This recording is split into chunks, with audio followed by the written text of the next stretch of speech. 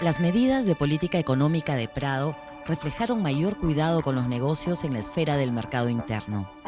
Además, a causa de la guerra, no había mucho comercio internacional y el mercado interno fue mejor atendido por las políticas públicas que en otros momentos.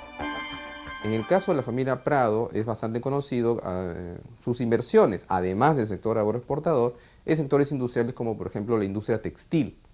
Entonces ellos sí estaban interesados en una promoción del desarrollo industrial, por lo cual en la práctica inician tímidamente una política que después se conocería en América Latina como de sustitución de importaciones. Prado creó las corporaciones departamentales de desarrollo e introdujo este concepto como uno de los fines del Estado. Además, lanzó el proyecto del puerto y la siderurgia de Chimbote en un afán de llevar el capitalismo al interior del país y descentralizar al capital. En los lugares donde más se enfatizó esta cooperación de desarrollo fue sobre todo en la región surandina, lo cual comenzó a chocar y enfrentarse con los intereses de los gamonales, de los hacendados de las haciendas tradicionales, que veían como un peligro que los campesinos terminaran migrando a las ciudades para convertirse en obreros y por lo tanto amenazando sus intereses económicos.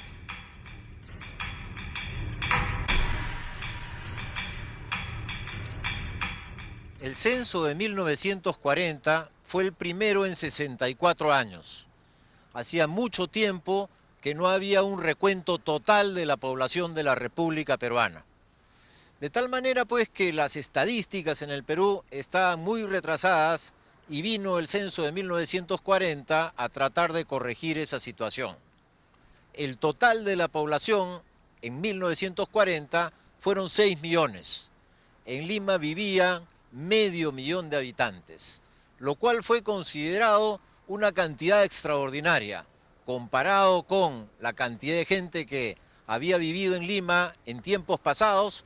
500.000 se consideró una cantidad, como digo, extraordinaria.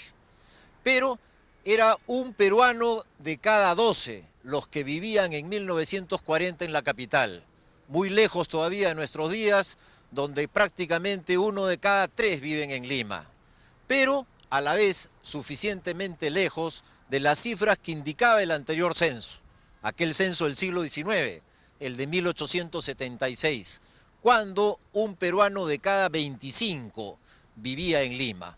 De tal manera pues que para 1940 Lima ya había iniciado esa carrera que la llevaría a la primacía sobre el total de las otras ciudades del país. Lima empieza a tener actores sociales diferentes en profusión a partir del 45 en adelante. Ya se había presentado barriadas, ¿no? Las primeras, la Tablada del Lurín, Armatambo en Chorrillos. Hacia los años 20 había habido un pequeño boom y algunas barriadas en Lima y en el Callao, pero lo que se da a partir del 45 sí es totalmente diferente, pues casi una avalancha que le cambia el rostro a la ciudad y con el tiempo va a cambiar también su llamada identidad de la ciudad y del actor social, del limeño, ¿no? De tal modo que ahora se habla de nuevos limeños, ¿no?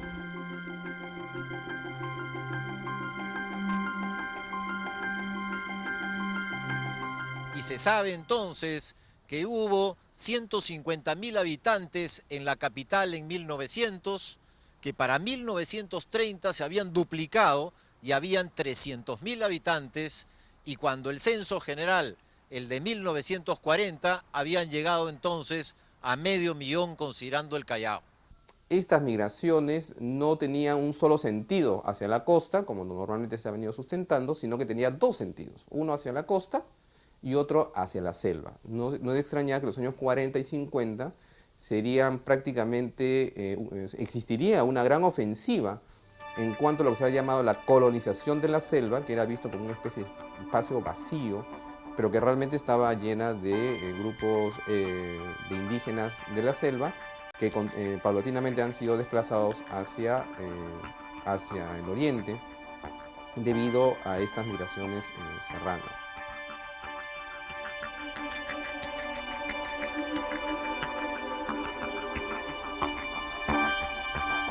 Los cambios que hemos hablado para el Perú también venían ocurriendo más o menos en el Ecuador.